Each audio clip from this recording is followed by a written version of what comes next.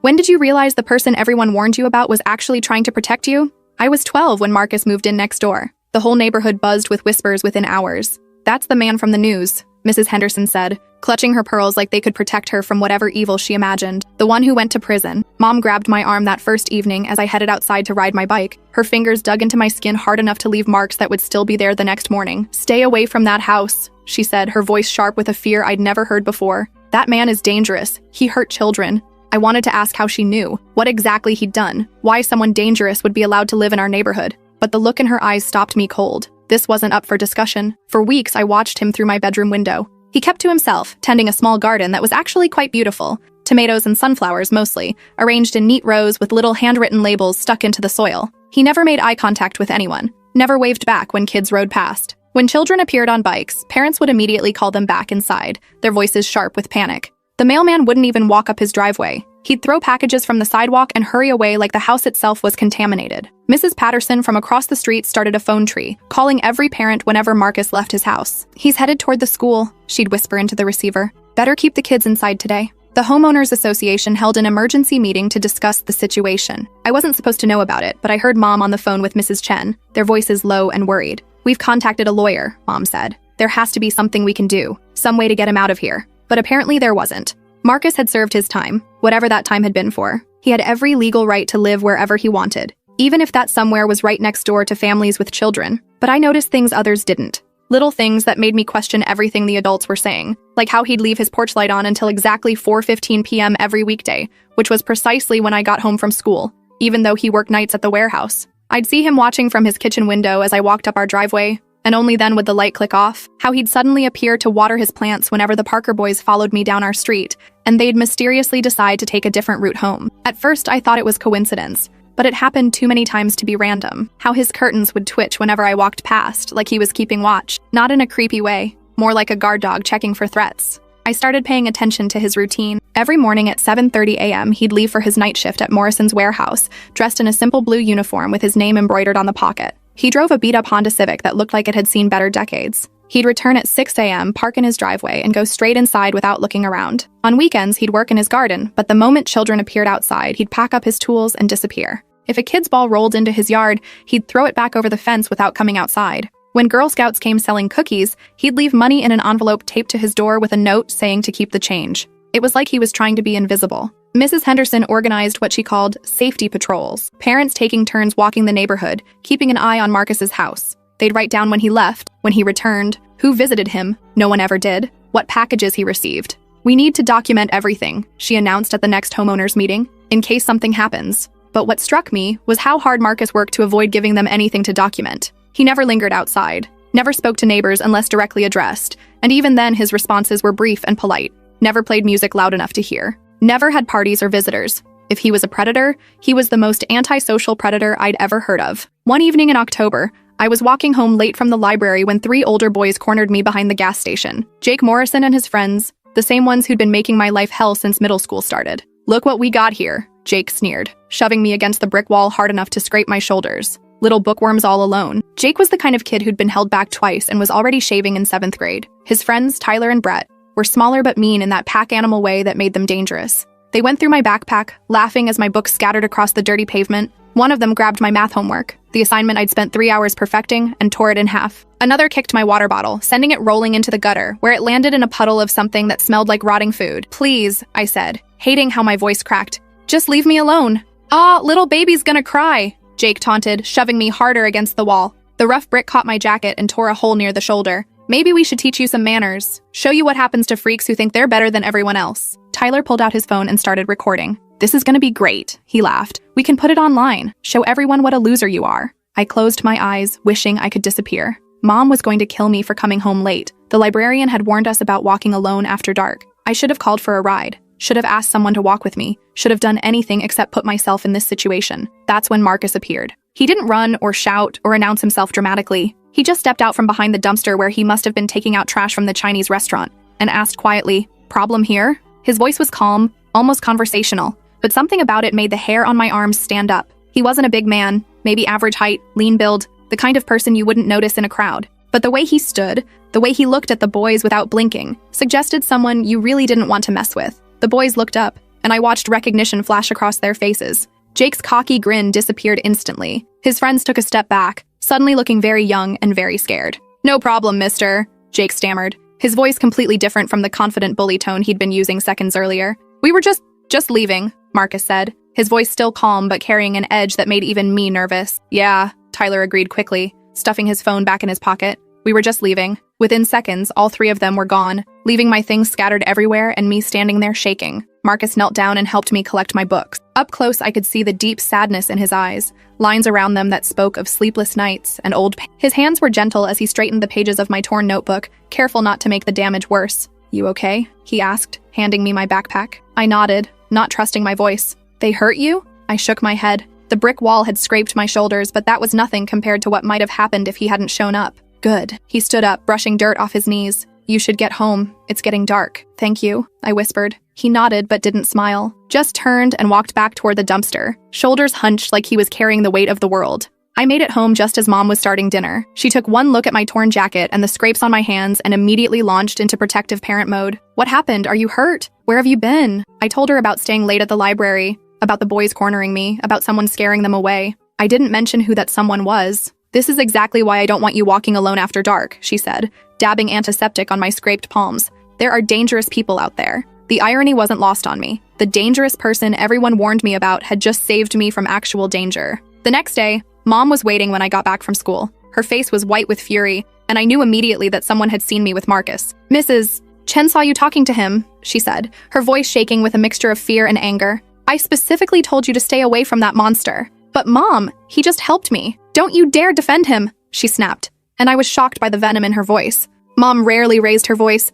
"Never use that tone with me. Do you have any idea what kind of man he is? What he did to children before he went to prison?" I tried to explain about the bullies, about how Marcus had just been taking out trash and happened to be there, about how he'd never even really talked to me. But Mom wasn't listening. She was already grabbing her keys. "We're going to see Pastor Williams," she announced. "Right now." The drive to the church was silent and tense. Mom's knuckles were white on the steering wheel, and she kept glancing at me in the rearview mirror like I might disappear. Pastor Williams met us in his office, which was decorated with crosses of every size and material, family photos showing 3 generations of smiling people, and motivational posters with Bible verses in flowing script. He was a kind man in his 60s, who'd baptized me as a baby and had always treated me like one of his own grandchildren. But today, his expression was serious as he sat me down and spoke in careful, measured words about dangerous people and how they operated. "Predators are smart, Emma," he said, leaning forward with his hands clasped on his desk. "They don't look like the monsters in movies. They look like friendly neighbors, helpful teachers, respected community members. They pretend to be kind to gain children's trust." He pulled out a pamphlet from his desk drawer, one of those educational materials with pictures of smiling adults talking to children, designed to teach kids about stranger danger. "They study kids' routines," he continued, pointing to illustrations that suddenly seemed more sinister than educational. "They learn their vulnerabilities, find ways to seem helpful. They position themselves as rescuers so children will trust them." "But he didn't offer me anything," I protested. "He just scared away some bullies and told me to go home." Pastor Williams nodded gravely, like this was exactly what he'd expected me to say. "That's precisely what I'm talking about. He positioned himself as your rescuer so you'd feel grateful to him. Trust him. Next time, he might offer to walk you home for safety, then maybe invite you inside for a snack or to use the bathroom." He opened the pamphlet to a page showing the progression of predatory behavior. The slow escalation from helpful stranger to dangerous situation. "That's how these men operate, sweetheart. They're patient. They build relationships slowly. They make children feel special, chosen, protected." Mom squeezed my shoulder, her grip tight enough to hurt. "This is why you need to report any contact immediately, before you become his next victim." I nodded and promised to stay away, but something didn't add up in my 12-year-old brain. If Marcus was hunting for victims, why did he avoid children completely? I'd been watching him for weeks, and I'd never seen him try to talk to any kid in the neighborhood. When the elementary school bus stopped at our corner every morning, he'd retreat inside his house until it left. When parents walked by with strollers, he'd turn away or find something to do in his backyard. If children's toys ended up in his yard, he'd throw them back over the fence without coming outside. For someone supposedly targeting kids, he sure went to a lot of trouble to avoid them. Over the next few weeks, I became obsessed with watching Marcus. Not because I wanted to talk to him. Mom had made her position on that crystal clear, but because I was trying to understand the disconnect between what adults were telling me and what I was seeing with my own eyes. I started keeping a notebook, documenting everything I observed. My scientific approach to the situation would have made my science teacher proud if I'd been studying anything other than our neighbor's daily routine. Every morning at 7:30 a.m. sharp, he'd leave for his night shift at Morrison's warehouse, dressed in that same blue uniform with Marcus embroidered on the pocket. The warehouse was on the other side of town, past the industrial district where most kids never went. He'd return at 6 a.m. looking tired, park his beat-up Honda in the driveway, and go straight inside without looking around or lingering. On weekends, he'd work in his garden, and this was where his behavior got really interesting. He'd positioned his small vegetable plot so he had a clear view of the bus stop where elementary kids waited each morning, but also so he could retreat quickly if any of them approached. I watched him plant tomatoes, sunflowers, green beans, and herbs in neat rows with little handwritten labels. His garden was beautiful, clearly the work of someone who cared about growing things properly. But the moment children appeared outside, he'd pack up his tools and disappear inside. It was starting to feel less like stalking behavior and more like protection. One Saturday morning, I decided to test my theory. Instead of staying inside like Mom preferred, I sat on our front porch with a book, clearly visible from Marcus's yard. Sure enough, within minutes of settling into the porch swing, I saw his curtains twitch. But he didn't come outside, didn't try to talk to me, didn't even wave. Instead, he stayed at his window, and I realized he was watching the street. When a white van I didn't recognize drove slowly past our house, Marcus moved to a different window to keep it in sight. When it turned around and came back, he stepped onto his porch. The van kept driving, but Marcus stayed outside for another 10 minutes watching. When I told Mom about the van, she was immediately concerned. What kind of van? Did you see who was driving? But when I mentioned that Marcus had been watching it too, her expression changed. He was probably the one driving it earlier, she said dismissively. Predators often case neighborhoods, looking for opportunities. That didn't make sense to me. If Marcus was casing our neighborhood, why would he then stand on his porch to scare himself away? I started paying more attention to the details Mom and other adults seemed to miss or dismiss, like how Marcus had installed motion sensor lights around his property,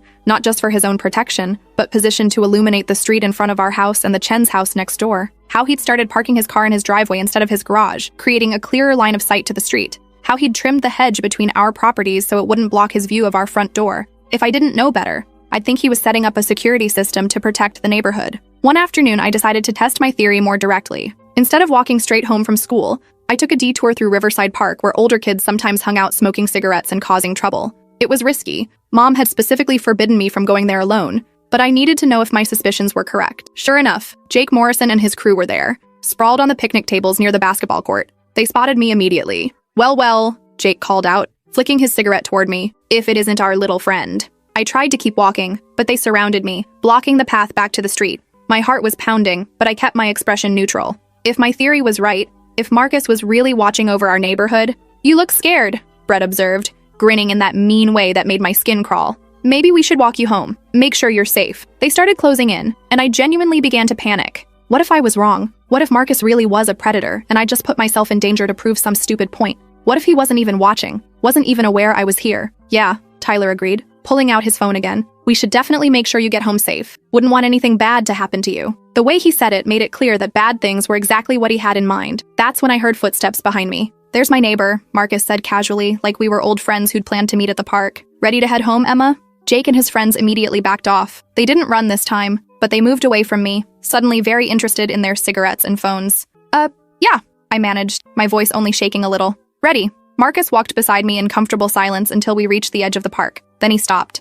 "That was reckless," he said quietly without looking at me. "You put yourself in danger to see if I'd show up." I stared at him in shock. "How did you—" "I know what it looks like when someone's testing boundaries," he said, finally meeting my eyes. "I've seen it before. Don't do it again. Those boys are more dangerous than you realize." "How did you know I was there?" "I didn't. I was walking to the store and heard voices. Recognized yours." He started to walk away, then turned back. "And Emma? Next time you want to know something about me, just ask. Don't put yourself at risk for answers." That night, I lay in bed thinking about his words. How had he known I was testing him? And why did he seem more concerned about my safety than angry about being watched? I decided to take his advice. The next Saturday, I found him in his garden and approached the fence between our yards. He looked up from weeding his tomato plants, surprised but not unwelcoming. "You said I could ask," I said, gripping the chain-link fence between us. He set down his small shovel and gave me his full attention. Up close, I could see that his eyes weren't just sad. They were haunted, like someone who'd seen things he wished he could forget. "Why does everyone think you hurt children?" His face went very still. For a long moment, he didn't answer. I could hear birds chirping, a dog barking somewhere down the street, the distant sound of someone mowing their lawn. Then he sighed deeply, like he was releasing a breath he'd been holding for years. "Because I did hurt someone," he said finally, "just not the way people think." Before I could ask what he meant, Mom's voice cut across the yard like a whip. "Emma Marie Johnson, get away from that fence right now." She was standing on our porch, phone in hand, looking ready to call 911. I started. "Inside. Now." The tone of her voice told me this wasn't up for discussion. That evening, Mom sat me down for the most serious conversation of my life. She'd called Pastor Williams, who'd called someone at the police station, who'd reminded her of Marcus's parole restrictions. Apparently, talking to minors was a violation that could send him back to prison. "Do you understand what you've done?" Mom asked, her voice thick with worry and anger. "You could have sent him back to prison. And worse, you could have put yourself in terrible danger." "But he didn't do anything wrong," I protested. "He just answered my question." "That's not the point," Mom said, running her hands through her hair in frustration. "The point is that you deliberately disobeyed me. You put yourself at risk. You interfered with a convicted criminal's parole." I wanted to tell her about the bullies, about how Marcus had never made me feel unsafe, about all the little things that suggested he was protecting rather than hunting. But I could see the fear in her eyes was real, and arguing would only make things worse. "Promise me," she said, gripping my shoulders. "Promise me you'll stay away from him. No more watching, no more questions, no more contact of any kind." I promised, but I couldn't stop thinking about what Marcus had said. He'd hurt someone, but not the way people thought. What did that mean? Late that Thursday night, I heard shouting from Marcus's yard. I peeked through my curtains and saw 3 men surrounding him on his front lawn. They were all bigger than Marcus, dressed in dark clothes, their faces twisted with anger. "We know what you did," one of them yelled, shoving Marcus backward. "We know why you were in prison, you sick freak. Kids aren't safe with you around," another shouted, pushing him from a different direction. Marcus stumbled but didn't fight back, didn't even raise his hands to defend himself. "Maybe we should take care of this problem ourselves," the third one said, and something about his tone made my blood run cold. Save the taxpayers some money. Marcus just stood there, hands at his sides, taking every insult and threat. He never raised his voice, never fought back, never even tried to defend himself. "I understand why you're angry," he said quietly,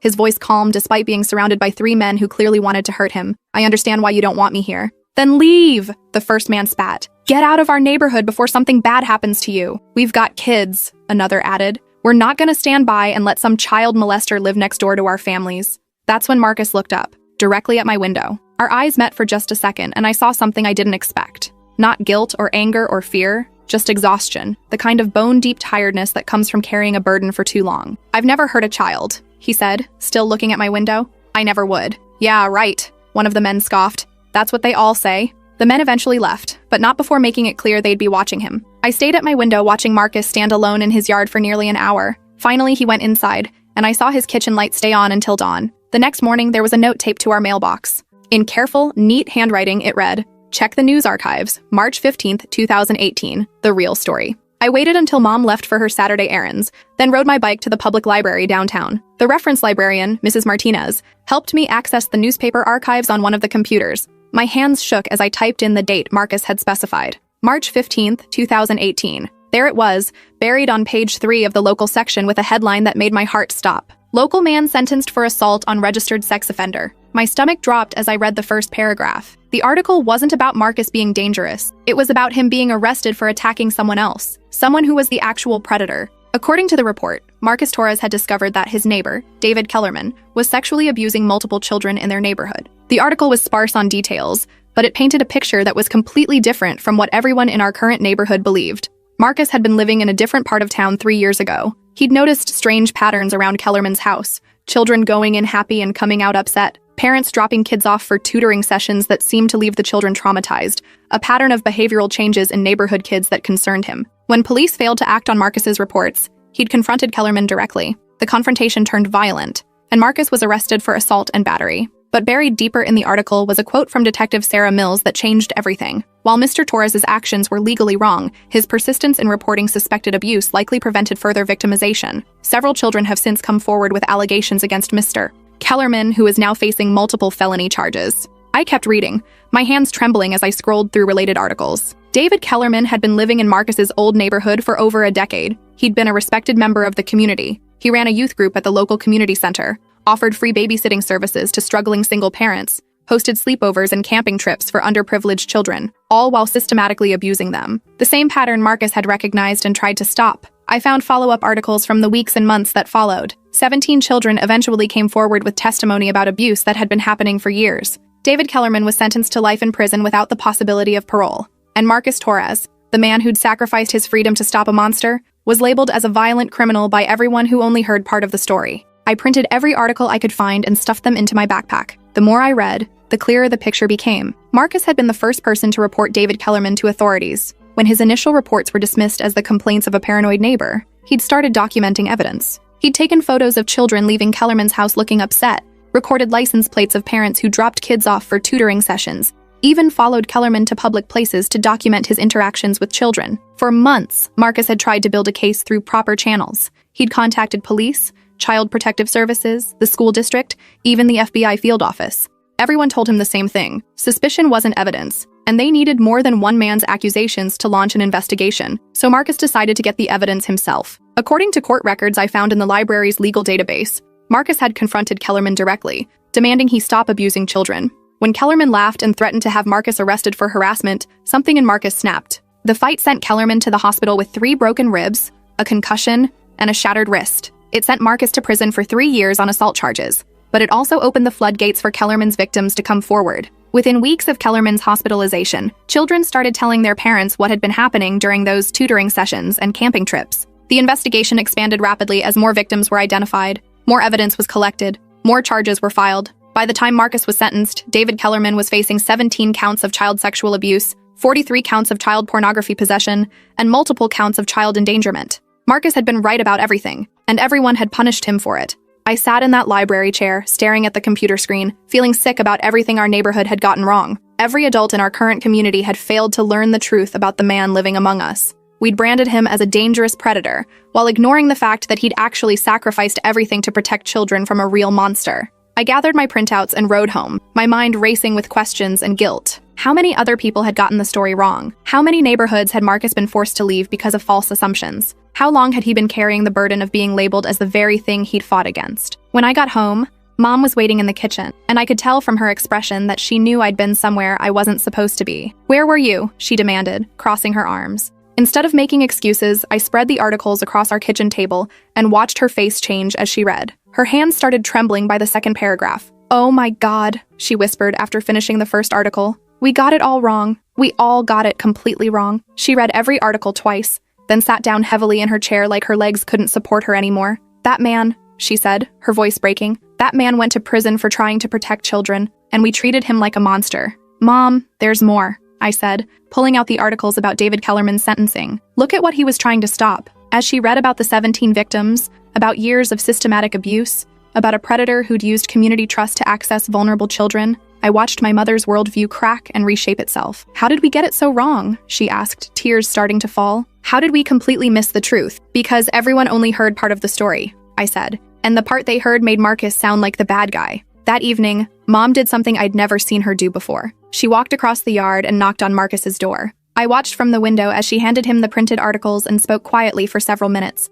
Marcus listened without interrupting, nodded a few times, then gently closed the door. When she came back inside, her eyes were red from crying. "What did you say to him?" I asked. "I apologized," she said simply. "And I told him I was ashamed of how we'd treated him." "What did he say?" "That he understood why we were scared. That he didn't blame us for wanting to protect our children." The next few days were chaos in our neighborhood. Mom started calling other parents, sharing what we'd learned. Some refused to believe it. Surely the newspapers had gotten it wrong. Surely there was more to the story. But others began to have the same doubts I'd experienced, the same nagging feeling that something hadn't added up.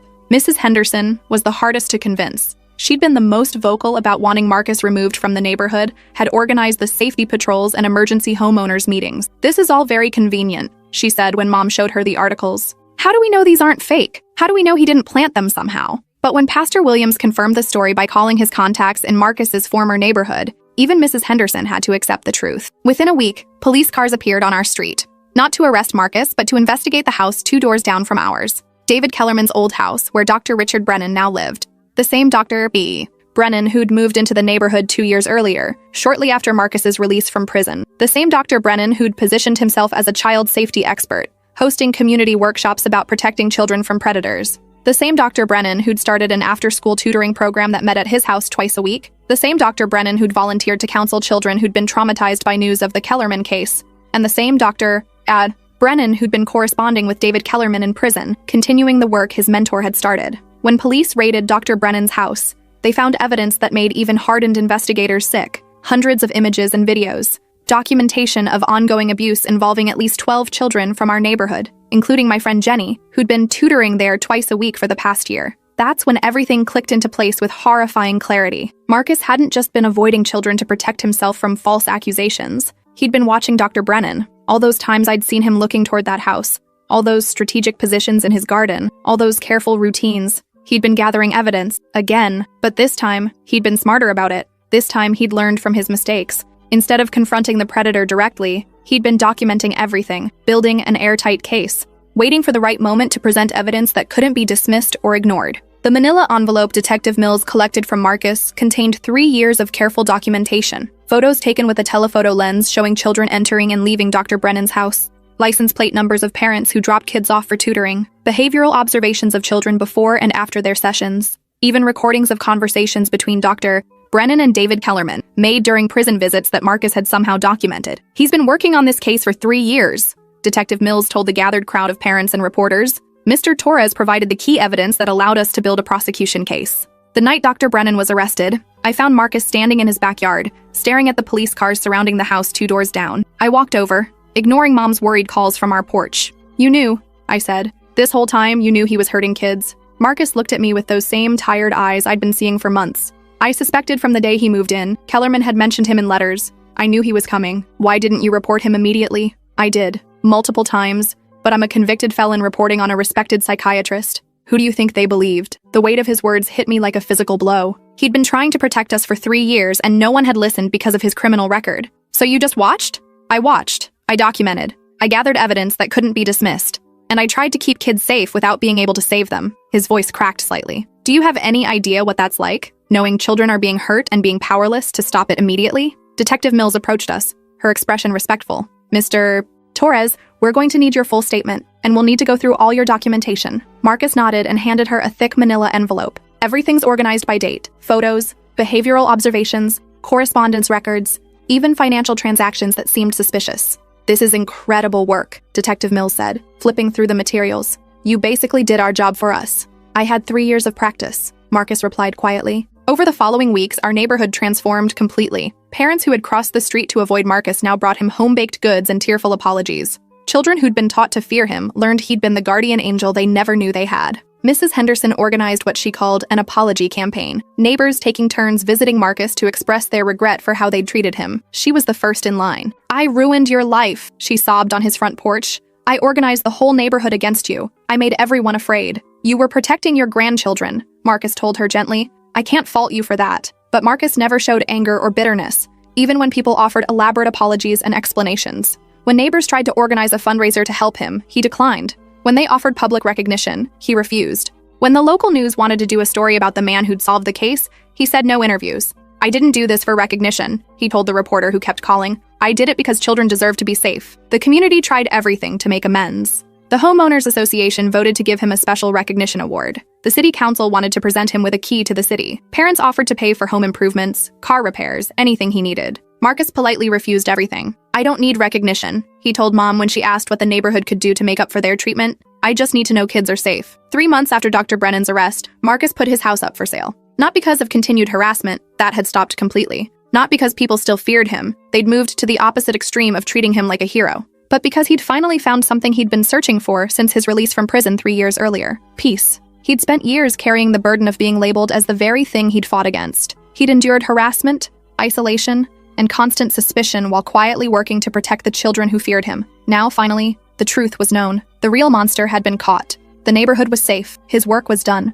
The day before he moved out, Marcus left me a note. "Emma, thank you for being brave enough to look for the truth when all the adults around you had stopped trying. You saw things they missed, asked questions they were afraid to ask, and refused to accept easy answers to complicated questions. Keep questioning what people tell you, especially when something doesn't feel right. The most important truths are often the ones that make people uncomfortable. You have good instincts. Trust them. Don't let anyone convince you to ignore what you see with your own eyes or feel in your gut. And remember that the people who seem dangerous aren't always the ones you need to fear. Sometimes they're the ones trying to save you. Stay safe, stay curious, and don't let anyone convince you to stop asking difficult questions." Marcus P.S. I left something for you in the garden, behind the sunflowers. I found a small metal lockbox buried where he'd indicated. Inside was a key and a note. "For your bike lock. Kids should be able to ride safely without worrying about bullies or worse." There was also a photograph. Marcus in military uniform, much younger, standing with a group of soldiers in front of what looked like a Middle Eastern building. On the back, he'd written, "Afghanistan, 2009. Military police. Sometimes protecting people means making sacrifices others don't understand." I learned later that Marcus had been a military police officer overseas,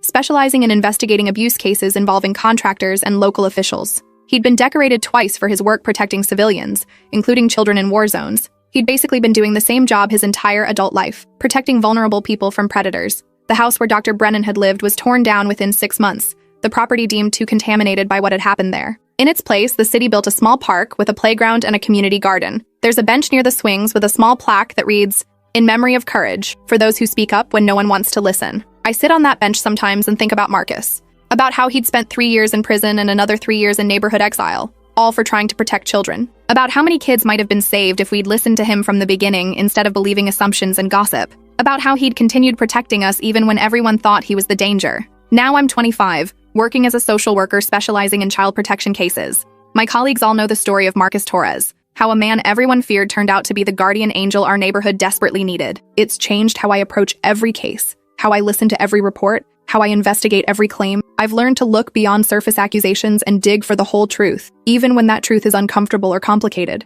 I've also learned to pay attention to the people others dismiss, the witnesses deemed unreliable because of their criminal records, the reporters whose past makes people uncomfortable, the advocates who ask difficult questions that make institutions defensive. Because sometimes the person everyone warns you about is the only one telling the truth. Sometimes the real monster is hiding behind community respect, professional credentials, and a friendly smile. And sometimes protection comes from the most unlikely places, from someone who's already lost everything but still refuses to stop caring. Marcus taught me that courage isn't about being fearless. It's about doing what's right even when the world punishes you for it, even when no one believes you, even when helping others costs you everything. Last month, I got a letter with no return address. Inside was a newspaper clipping about a child trafficking ring that had been exposed in another state, and a note in familiar handwriting. Some fights never end, but they're always worth fighting. Stay safe, keep asking questions. A friend. I don't know if Marcus was involved in that investigation, but I hope he was. I hope he's somewhere out there, still watching out for kids who need protecting, still making sacrifices that others will never understand or appreciate, because the world needs more people like Marcus Torres. People who see danger others miss. People who act when institutions fail. People who sacrifice their reputation, their freedom, even their safety to protect the innocent. People who understand that sometimes being the person everyone warns you about is exactly what you need to be.